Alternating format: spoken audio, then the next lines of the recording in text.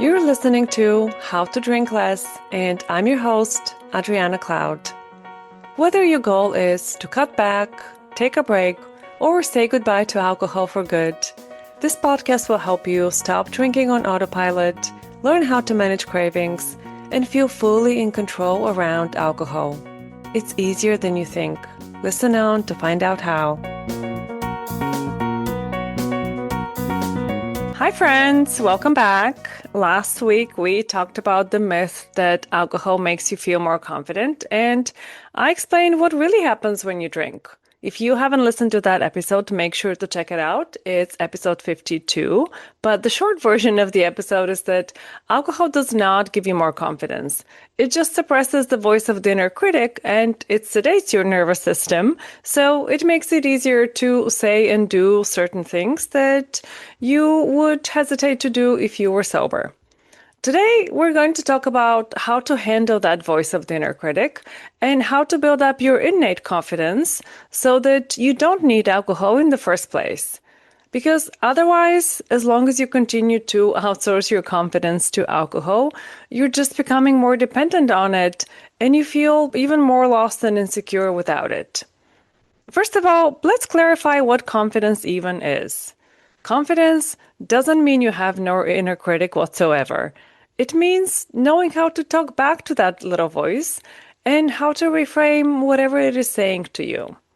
Confidence also doesn't mean that you never feel nervous or anxious or embarrassed.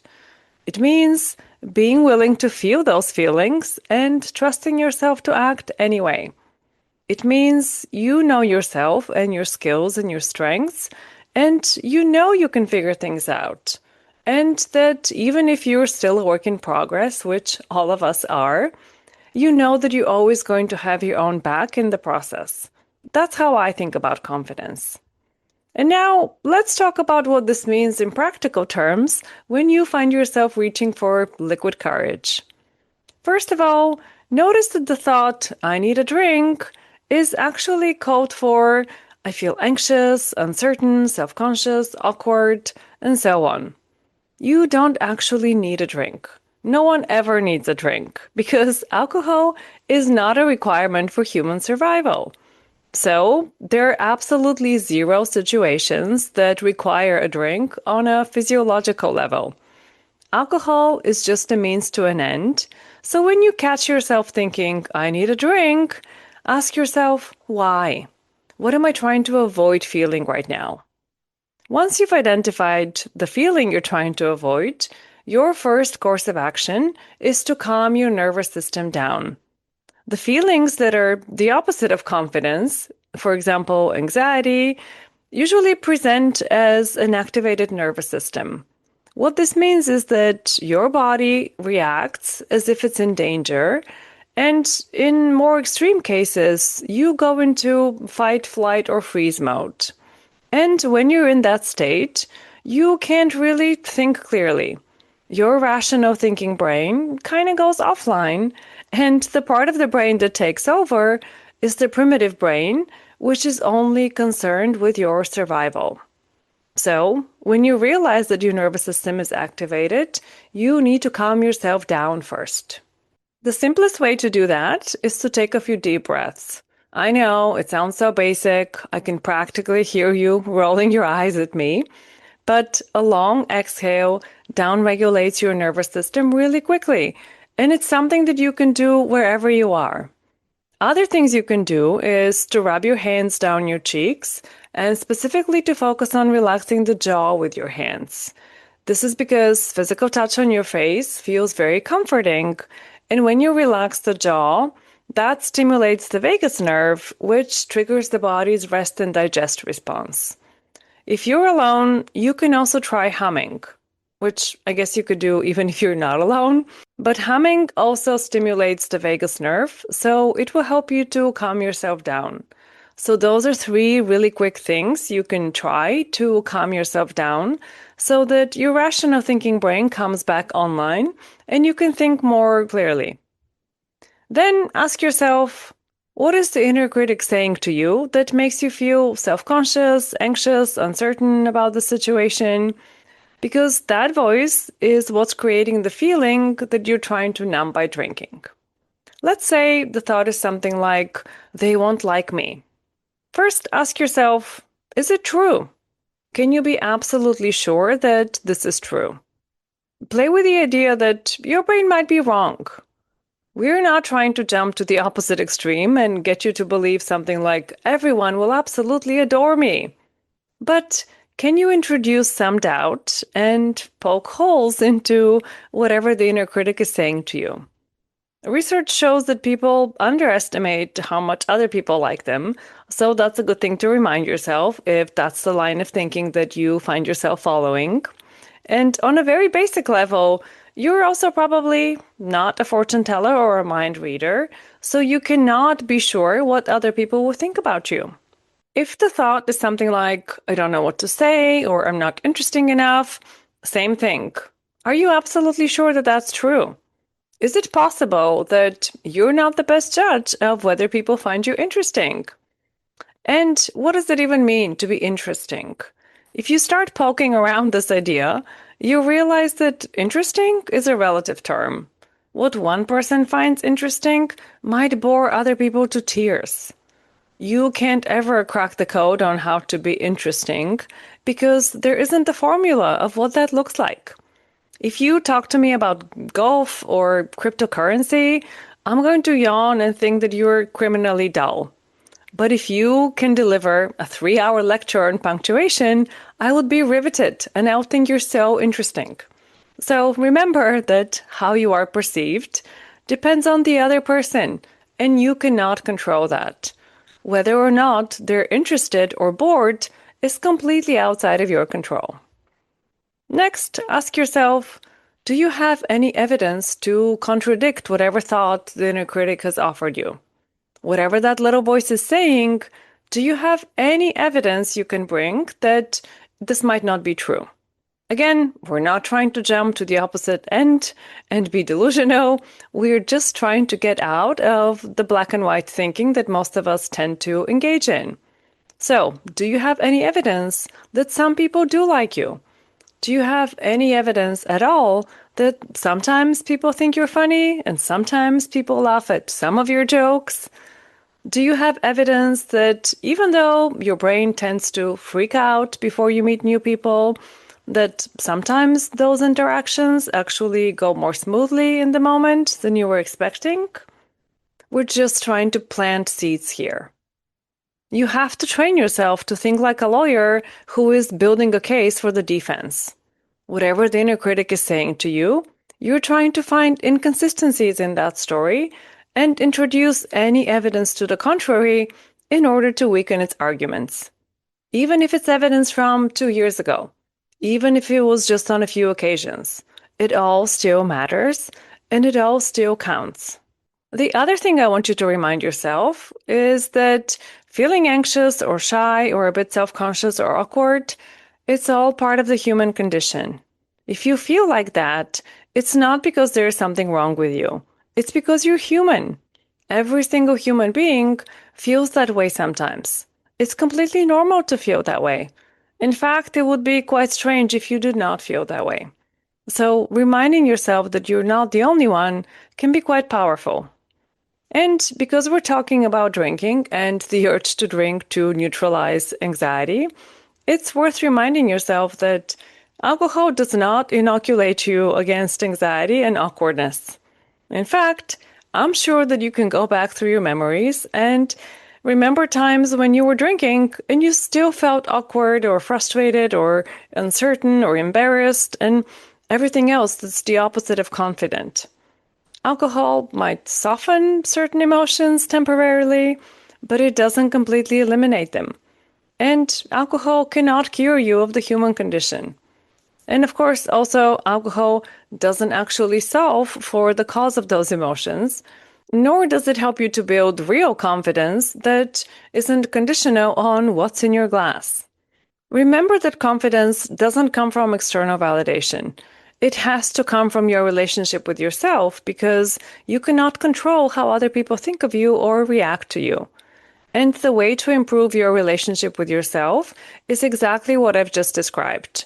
You challenge your self-critical beliefs, you work on finding evidence to the contrary, and gradually you work on building a more positive opinion of yourself.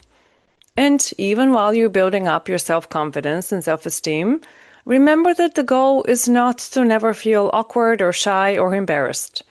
Confidence means you feel those feelings and you show up and take action anyway. Confidence means that you trust yourself to feel that way without judging yourself. Confidence means having your own back and speaking kindly to yourself, even when your interactions with other people don't go as planned. Confidence means not putting other people in charge of how you feel, but taking responsibility for your own experience and your own emotions. I say this as someone who, for decades, put other people in charge of how I felt. I went out of my way to try to get people to like me so that I would feel okay about myself. But the truth is, you cannot control what other people think about you, and you cannot control how they feel because their feelings come from their thoughts. No matter what you do, you cannot guarantee how someone will react because you cannot open their brain and put some thoughts in their brain. A few months ago, I gave a presentation on alcohol and women's health at a networking group, and I was quite nervous about it. I'm human, so of course I wanted the audience to think my presentation was useful and interesting. And I wanted them to think that I'm an expert and I know my stuff and I'm smart and competent and eloquent. But even though I was a bit nervous, I knew that I would be okay no matter what the reaction and the feedback was. Even if they didn't engage, even if they looked bored or frowned at me or beyond, I had already decided ahead of time that I wouldn't make that mean that I wasn't doing a good job. Even if someone challenged me or criticized me, I wouldn't think that I had failed. I am an expert. I do know what I'm talking about. And even if the talk wasn't received as well as I wanted, I would remind myself that it was a good experience and a useful lesson. And rather than shaming myself for how other people might react, which again is not something I could ever control, instead I would get curious and I would look for what I could do better next time. As it happens, this particular talk went quite well, and I did get positive feedback, but that's not the point. The point is that I would have been okay no matter how it went. That's what it looks like to have your own back. Not to make other people's reactions mean that you're doing anything wrong or that there's something wrong with you. And that's what confidence is. To feel your feelings and do the thing anyway, and to know that you will be okay no matter the outcome, because you will comfort yourself with encouraging words instead of shaming or berating yourself. And finally, I want to offer you a thought experiment. When it comes to confidence, it's all very personal. We're attached to our own stories about what we're good at, what we suck at, how other people see us, and so on. So it's really helpful to depersonalize. So imagine a 12-year-old came to you and told you that they feel shy or anxious around other kids. Maybe you have children or grandchildren yourself who are around that age. Or maybe you have cousins or nephews or nieces or friends' kids around that age when they're old enough to be self-conscious but too young to be drinking. What would you advise them if they came to you? What would you tell a 12-year-old to do? What would you remind them about themselves and about other kids? How would you explain what is happening in their minds when they feel awkward or shy or embarrassed? My guess is that you wouldn't tell them to go have a shot of vodka to feel more confident so they can talk to Sally, who is sitting at the next desk. And you wouldn't tell them that there's something wrong with them if they felt shy or anxious around the kid that they have a crush on. You wouldn't mock them if they worry about what the popular girl thinks about them. My guess is that you tell them that this is all normal. You would reassure them that there's nothing wrong with them and that it's okay to feel that way sometimes.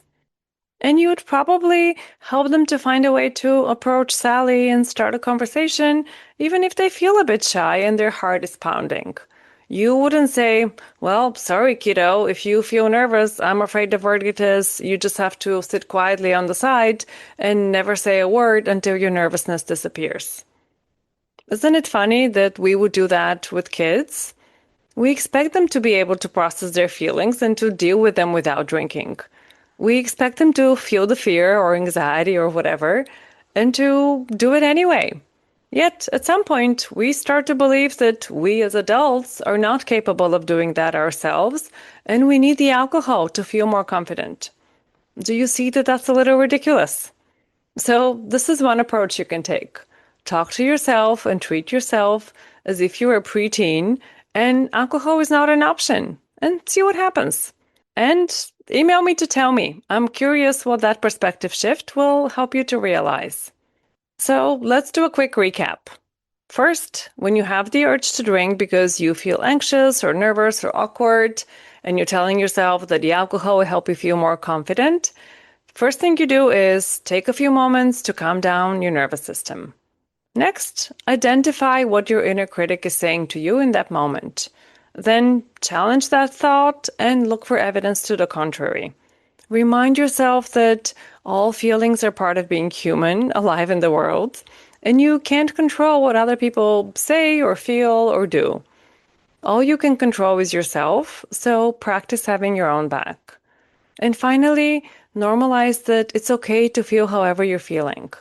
Confidence doesn't mean the absence of nerves or a lack of doubt or self-awareness. It means you feel the nerves and the doubt, and you do the thing anyway. And if you found this episode helpful, please forward it to someone who might benefit from it too. And please take a moment to rate and review the podcast. It helps other listeners to find me, and it means more people get the help they need to change their drinking habits. And if you yourself are ready to break up with alcohol and never look back, you should come to the free class I'm teaching this week called Never Want Alcohol Again. I will tell you exactly what you need to work on so that you don't just quit drinking, but you actually stop craving alcohol. It's a live class, but I'm offering it at a few different times, so you can pick a time that suits you. The link to sign up is in the show notes, and I hope to see you there. Take good care, my friends, and I'll talk to you next week. If you're looking for practical advice for how to say no to alcohol and say yes to yourself, you will want to get on my email list. Sign up to receive my free guide with 7 steps to kickstart your sobriety. The link is in the show notes, so go and grab it now, and I'll see you soon in your inbox.